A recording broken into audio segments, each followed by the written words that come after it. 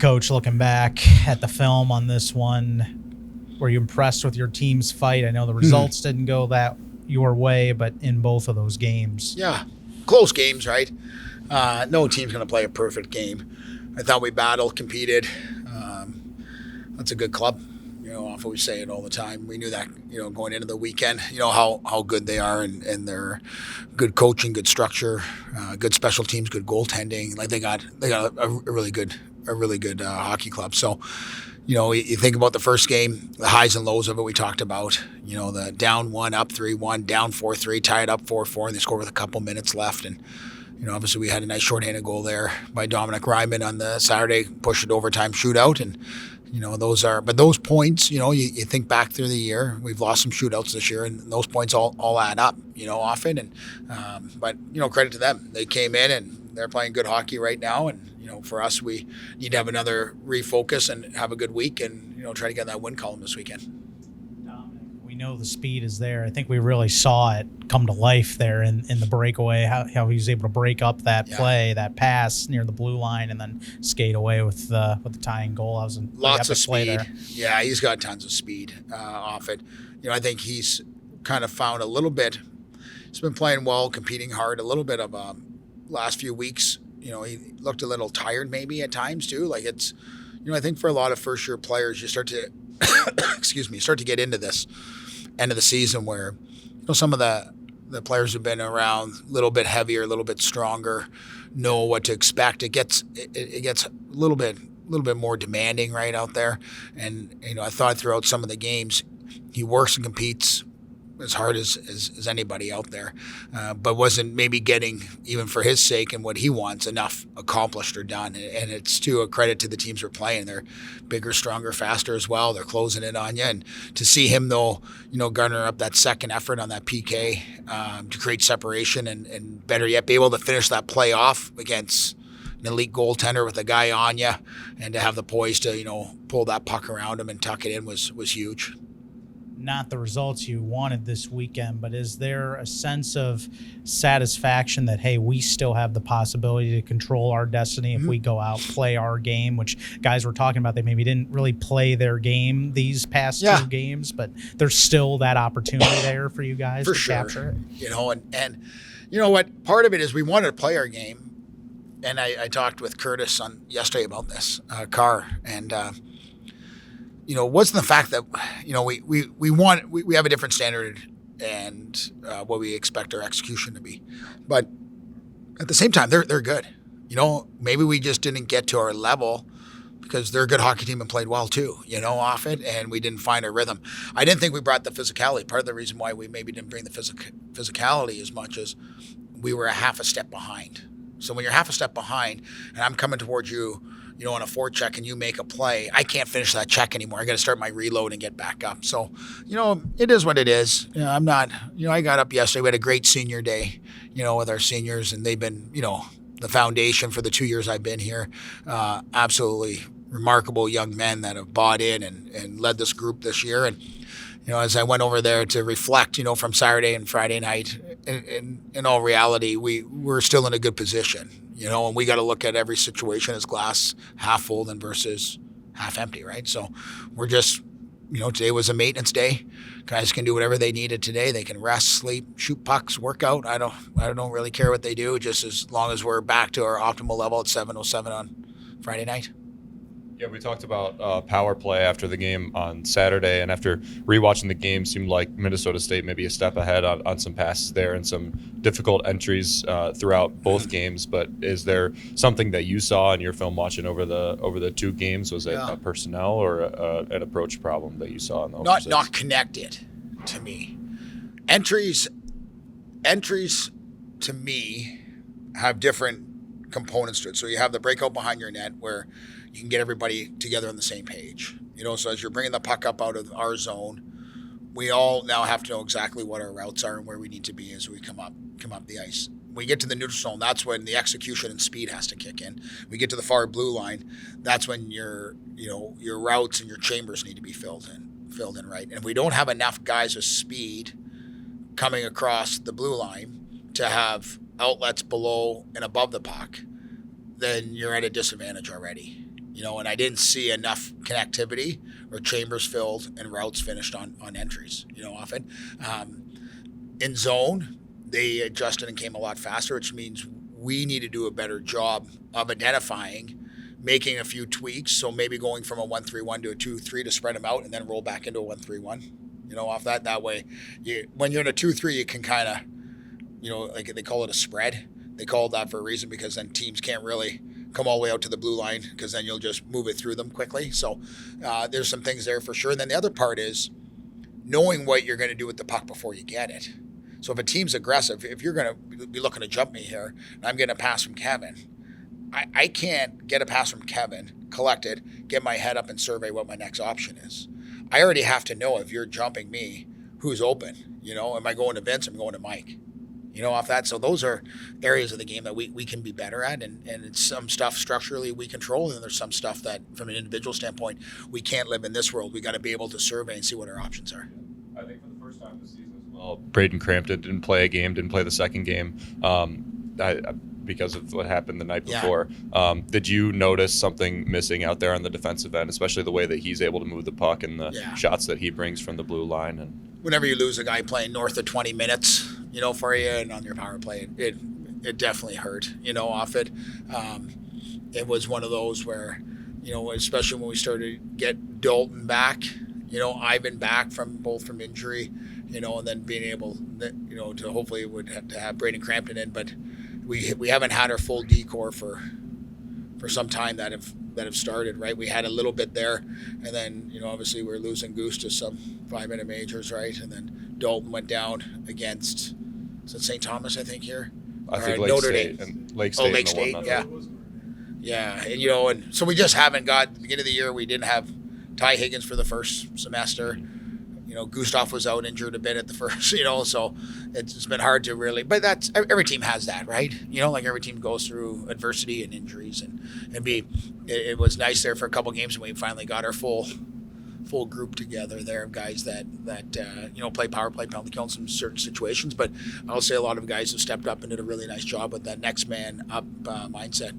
I don't remember if we asked you too on Saturday how nice it was to see Dalton back out there, seeing a C back on the ice, but also how he stepped into the game, especially playing later on with legs and lungs that might not have been 100%. Yeah, they definitely weren't there probably, right? That was pretty hard. That's not an easy game to get thrown into. I know he wanted to play bad. Obviously, it's being senior night, that's always a nice thing. And I toss and turn playing him.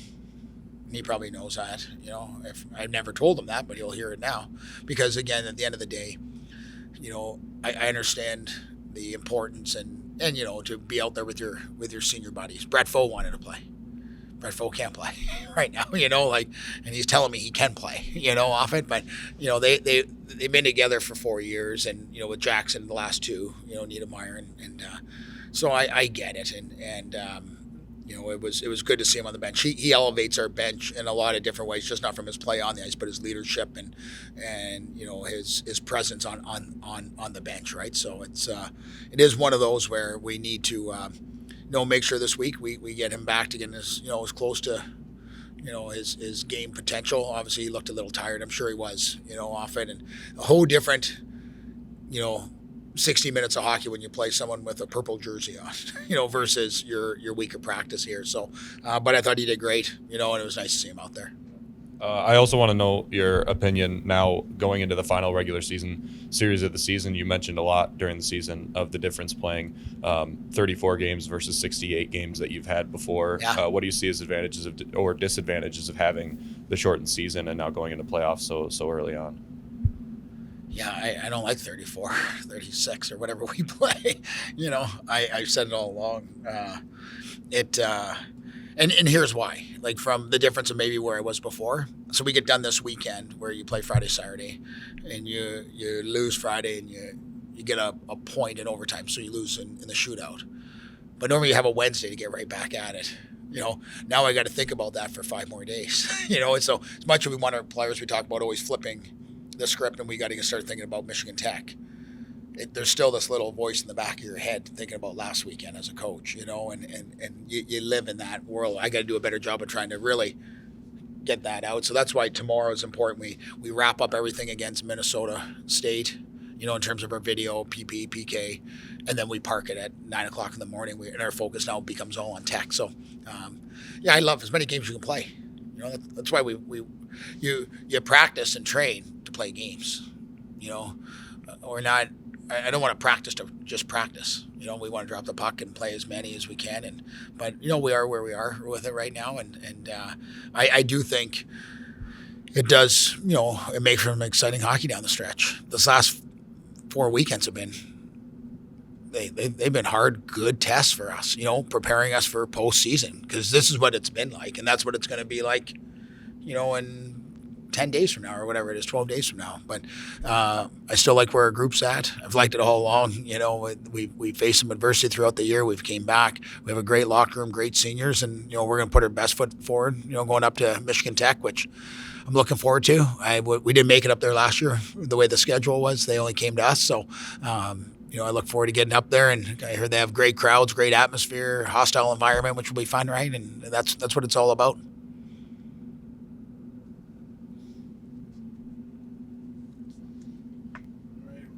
Go to Peter. I'm just going to turn on this volume. Peter, you got anything? Yep. How you doing, Coach? Hi, Peter. Good. I see your cup, by the way, so it's not that well hidden. But, Mike's scratching his head back there now. I just, for what it's worth, I want to agree with you on the fact there's not enough games. You shouldn't be wrapping up regular season at the end of February. That's just wrong on so many levels. But anyway, we'll go forward. I just want to circle back a bit to your talk about special teams. And I was just looking at some numbers before I came on, and Michigan Tech and Bowling Green are pretty well neck and neck as far as power play, penalty kill. But the difference I see is penalty minutes per game. You're sitting sixth highest at 14.5 per game. They're sitting 53rd at 8 per game. What are the details you've got to express, work with your guys to eliminate those penalties, cut them back? Yeah. Now, Well, if you look at running towards the playoffs and everything. Yeah, well, I'd like you to dive deeper and see what the penalty minutes are versus head-to-head opponent. That'd be totally different. And take out 10-minute misconducts. Right? Those shouldn't be included, but they are, right? So I'm with you. We do need to clean up discipline. But if you look at this weekend against Minnesota State, who favored more on the power play? Us or them? Us. We had 5 and then 2, right? If you look at Augustana, who is the lowest, I think, in the league, I think we had more power plays in that series too, off it. So I think that's a skewed number, in fact, off it. And I look at it balanced on a head-to-head, not versus an opponent. We're not changing the way we play. We have an identity. It is what it is. We can change within the game off it. But for me, it's I think those are kind of skewed numbers. Who leads the country? Michigan State? Are they pretty good in the rankings overall?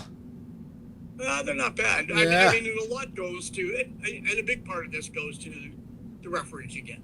And it's different, right? But when you play a game, like I always say, I brought this up actually, because like if you look at Lake State game, what do they throw out? 5-10s to everybody? So there's 50 minutes. That's a pretty skewed number in a 36. I don't look at those penalty minutes. Those are for fans to look at. I look at quality of like what are the power plays to and from each other, not penalty minutes, because that's a skewed number in the real world of it. That's just my honest opinion. Like I look at opportunities.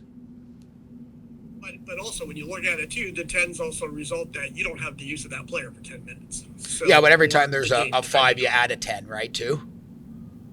Unfortunately, yes. Yeah. That's So something that needs to be absolutely changed. I'm with you, but I think we can agree to disagree on the question.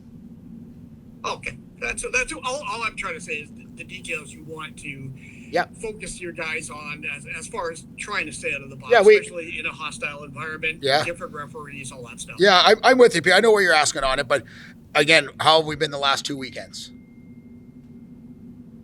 That's my question back.